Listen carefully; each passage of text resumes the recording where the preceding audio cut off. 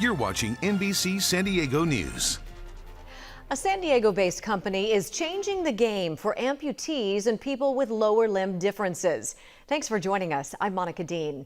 Limber Prosthetics has created an innovative and one-of-a-kind prosthetic that's getting international attention for its comfort, durability, and affordability.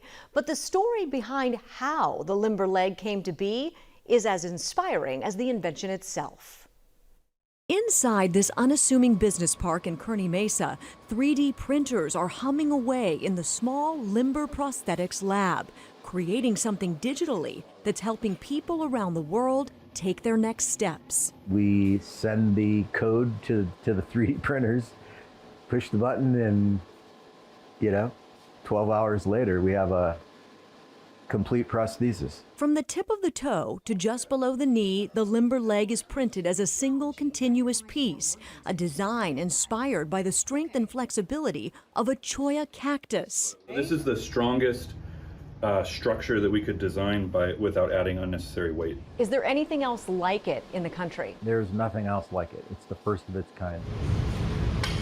It's giving amputees like Chappie Hunter newfound freedom. The limber leg is actually awesome. It's something that has been a game changer for me in the athletic world because weight is so important, and the limber leg is super light. The specialized material and innovative design allows the ankle to flex.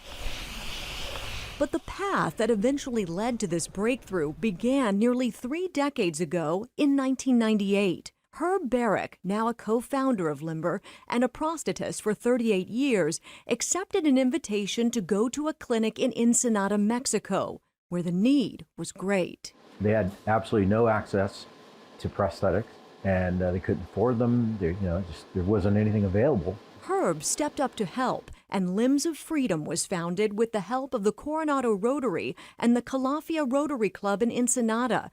But fabricating limbs was slow and labor-intensive. A presentation to engineers at UCSD in 2017 sparked a collaboration. My knowledge of prosthetics with the engineers, knowing how we could, create certain structures, what materials we could use.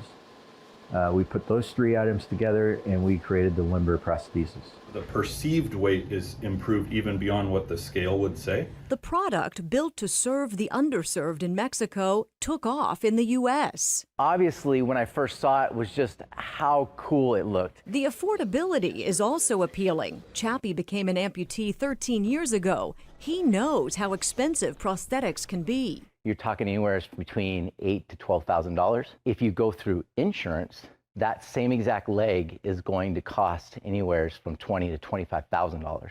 The limber leg for that same leg is $2,700, right? That is a huge difference. Clinics around the country use an app to send patients' info here to Limber, where they design, print, and fine-tune a customized leg. Right now, the 8-person team is producing about 20 a day. We're having difficulty meeting demand. We have all of our printers here.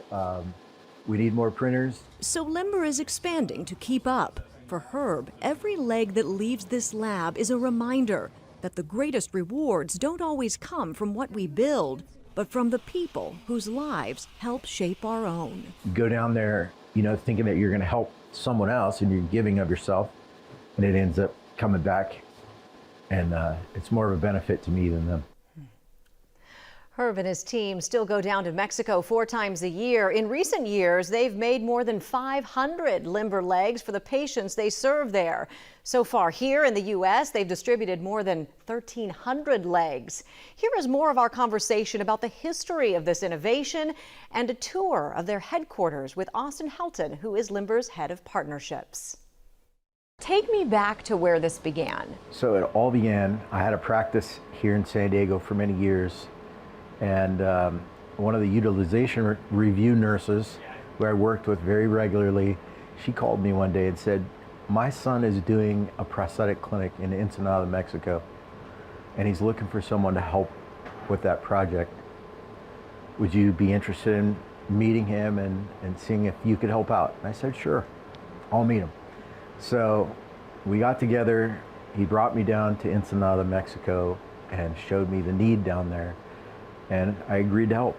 And so that was in 1998, and we're still going strong to this day. Describe the need that you saw when you were there. Well, there's it's a socioeconomic, depressed area, and so literally, so the community, what they want to do is take care of their family, and they would like to go back to work. Those are extremely important factors to them, and so they had absolutely no access to prosthetics, and they couldn't afford them. There wasn't anything available. So the Coronado Rotary supports the effort, along with the Calafia Club down in Ensenada, Mexico. It's a binational effort, and they support me financially. They support the effort. So Limbs of Freedom is the name of our project, and we've been going since '98. We started off with the traditional way of making artificial limbs. It's a method of using negative impressions, positive, pouring with plaster of Paris, and you've got to go back and forth, and then you've got to set up for laminations, and it's very labor intense, very time. And so you're kind of limited on how much the impact you can have based on what you can do in the 2 or 3 days that you're down there working. In 2016, 17, 18, somewhere in there, I was invited to go over to UCSD to give a presentation on prosthetics to the group of engineers, and they were interested in coming down to witness the program down in Limbs of Freedom in Ensenada. So I took 2 of the engineers down, and they observed the weekend, and they said, we'd like to get together, talk to you about some ideas we have, and in terms of how we think you can become more efficient and create a more accessible system. So we sat down to create what is now the Limber prosthetic system. So tell me about this unique product you created. The product it's all a digital workflow. So instead of taking the cast of plaster and back and forth with the positives, it's all a digital workflow. You take scans, you take those scans, and we create a digital image on the computer.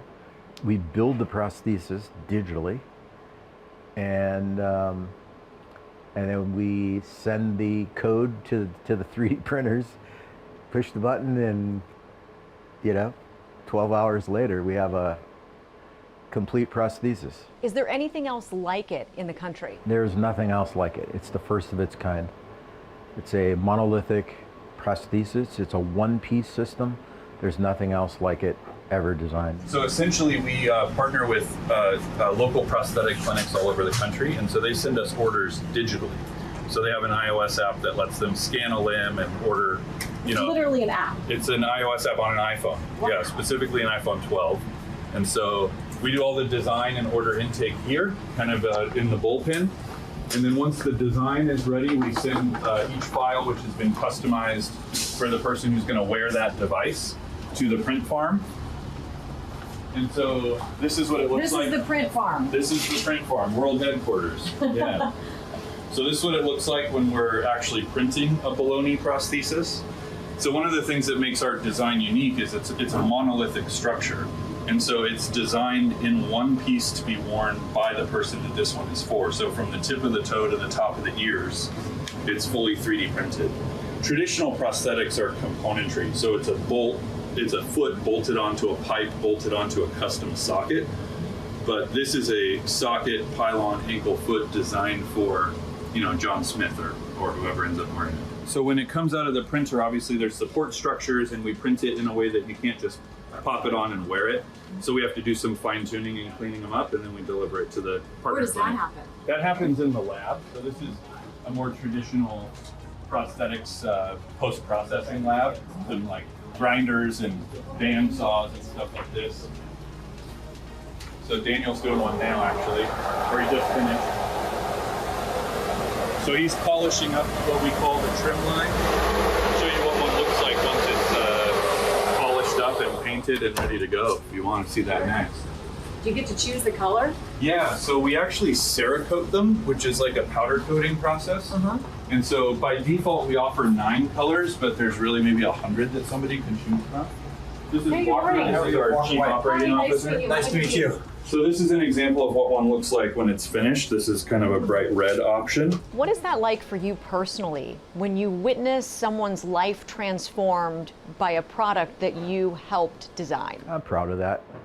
I'm very proud of that. It's you go down there, thinking that you're going to help someone else and you're giving of yourself, and it ends up coming back, and it's more of a benefit to me than them. So what does the future hold? The future is great for us. We have international partners now that are interested in limber. We're starting to set up these clinics. The idea would be that we create these limber hubs in various parts of the world, and the technology has proven to be very precise.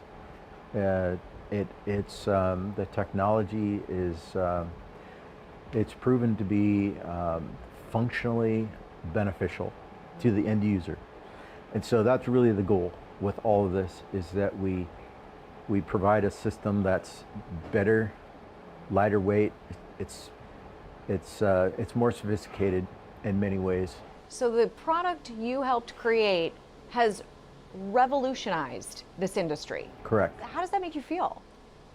I practiced in San Diego for 38 years, and so leaving behind something that has revolutionized the field of prosthetics is very meaningful to me.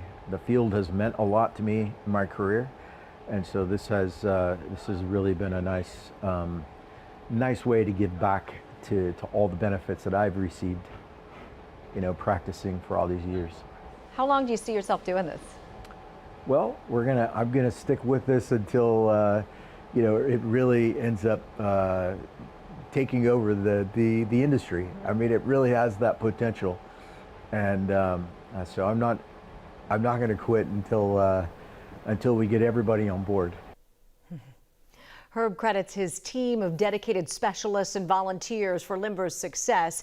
If you are interested in supporting Limbs of Freedom and the work they're doing in Mexico, the Rotary Club of Coronado can help. Feel free to reach out to them directly. That's going to do it for us. I'm Monica Dean. Thanks for watching.